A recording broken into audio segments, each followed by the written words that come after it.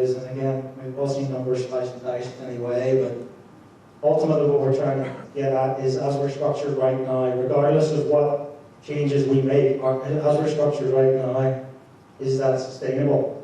And so we go from, if you take that average and divide it by the number of prepaid golfers, which we had this year, 349, it comes up to about 2837. But you take that forward, and again, we had an attrition rate of prepaid golfers of about 5%, which ends up at 446, would be over 270 members. So 270 people would have to pay $5,400 if they held true under prepaid golf if we don't do something about our structure. Obviously, that's not well, even though it's 5 years out. So the point being that something needs to change in our model based on what we see and how we're pricing this. Now, interestingly, if you were to say that we really need to keep prepaid golf rates at similar levels, or the revenue from prepaid golfers at similar levels of $2,800, something like that, and we say we're still going to end up with 270 members because of the health issues and things like that we talked about, the decrease in demand for golf. So if instead of getting 54.46 from 270, and we were getting 28.37 from 270, obviously that's going to leave us with a revenue shortfall. And when you divide that revenue shortfall, and do the math, when you divide that revenue shortfall by 1,406, it comes out to an interesting number of $41. Then obviously, $41 per house has to come from somewhere, if any of these assumptions were to hold true. So, what do we conclude from that? That the model needs tweaked. Somehow we need to do something with the model that we have right now. Focus group themes. And again, something we've been talking about a lot as we go through this, and we're both CPAs, we're both accountants, don't hold it against us. But what we come back to before the numbers come last. Okay, the numbers are the result of the strategic decisions and the service levels that are given by everything that we're surrounded by here. That's what drives the numbers come last. But these again are the focus group themes that we heard. I don't know if any of this will be a surprise or not. But we heard management and staff treat prepaid golfers more favorably. We heard health issues are driving the decrease in prepaid golfers. Doesn't make sense for me. Can't play often enough to justify the pricing structure. The necessity of shotgun starts. That's a scary one. You guys love your shotguns. Hopefully only shotgun starts, but that's something we'll discuss a little bit as we go further.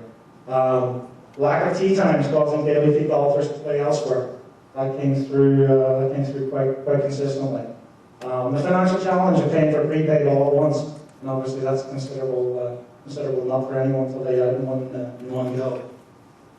There's a lack of consistent marketing to the daily fee golfers. Make us feel like we're wanted. Tell us what's going on. What is the rate this week? Are we doing anything special?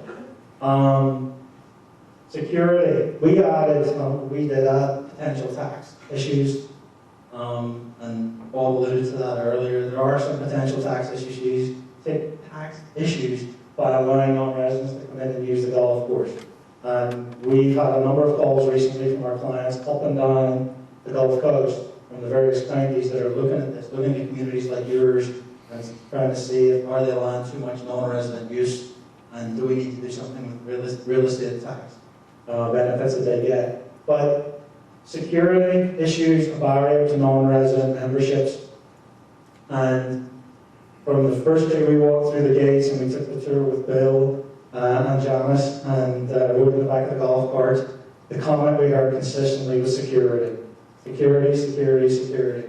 And that's something that's huge, obviously, when we're looking at how we cover the cost of amenities.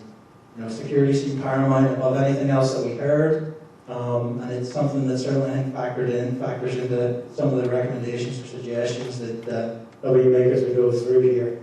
And again, this was a comment from some of the focus groups. There's too much focus on making golf a profit center.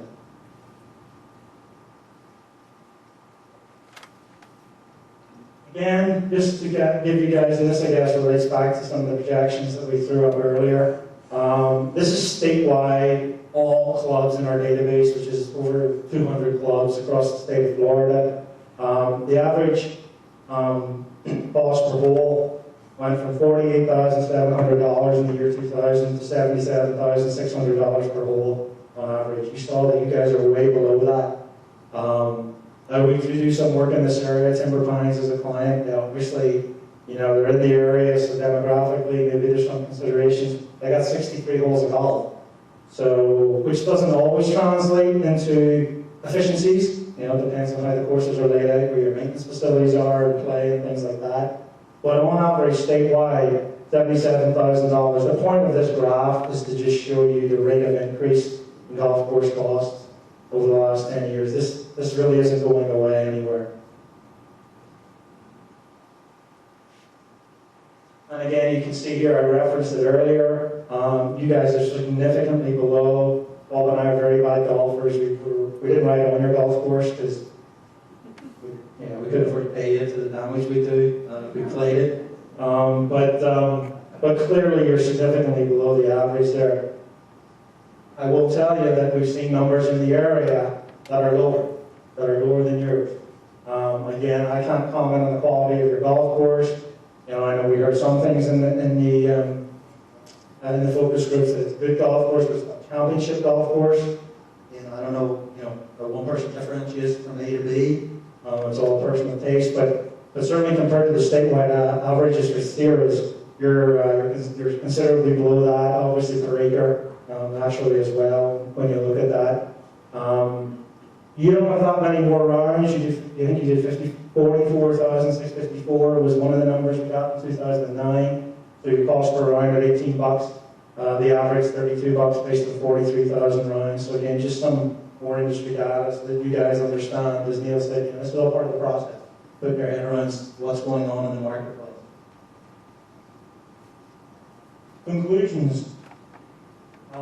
Certainly seemed to us that golf was being treated as a profit center in the communications we saw as opposed to a cost center. I think, and we can play with the assumptions all we want, but it certainly seems clear that the model as it stands right now isn't sustainable of the cost of golf. It also seems inconsistent with golf industry projections and your community experience, what you're seeing with the decline in prepaid golfers. Your golf course metrics are lower than the industry benchmarks. We do think you need to take a look, and I think two things. One, the allocation of the maintenance contract costs, and obviously, competitive bidding is something that's very important in any element of managing the cost of your amenity. Something to look at, and make sure we'd say this. The public crisis of the contract, we would say this about any contract, that you maintain the right to audit what you're getting under that contract. Make sure you return that term and ability in there and exercise it.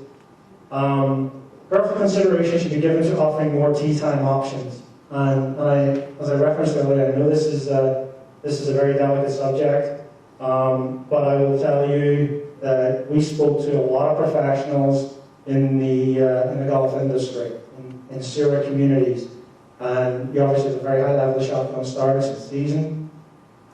Repeatedly, we were told that it is not the most efficient way to get the most number of people through a golf course. Now, you guys know we want to be in here, set up the bets, we want to come in at the same time, I want to have a beer with my buddies, my girlfriends, to the guys, and all of that stuff. We appreciate all of that stuff, but we're not here to discuss your socializing lifestyle. We talked about that's how you want your facility to be run, that's your community decision. Just acknowledge there's a cost associated with that. Okay, so if our industry professionals are telling us that we can get more people through with tee times, we throw that out there for consideration. That needs to be looked at. We come back to a final recommendation with that. And again, I come back to the important word here is process. There's a number of moving parts to this. Certainly expanded marketing to the daily fee golfers. It certainly seems that there's a lot of potential users there that for whatever reason are not using it right now. Continuous customer